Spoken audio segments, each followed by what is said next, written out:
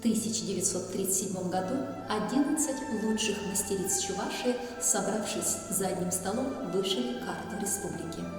На работу у них ушел целый год. Готовым полотном мы до сих пор любуемся в музее чувашской вышивки. Через 84 года музей решил повторить грандиозный опыт и создать новую вышитую карту Чувашии. Мастера каждого района снова сядут за вышивку и создадут свою часть общего полотна, используя традиционные, только их району присущие узоры. Работу вышивальщиц сведет вместе в одно полотно фирма художественных промыслов Паха-Тёре. Она же вышьет на карте имена работавших мастериц. 26 ноября, День чувашской вышивки, уникальная карта займет свое место в музее. Музей чувашской вышивки сегодня не только хранит старинные традиции и технологии, но и собирает вокруг себя лучших мастеров и помогает народному искусству.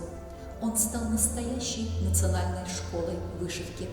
Уникальный труд народных мастеров всей республики доказывает, что искусство вышивки в Чувашии живо и развивается, что опытные вышивальщицы передают все ремесло в надежные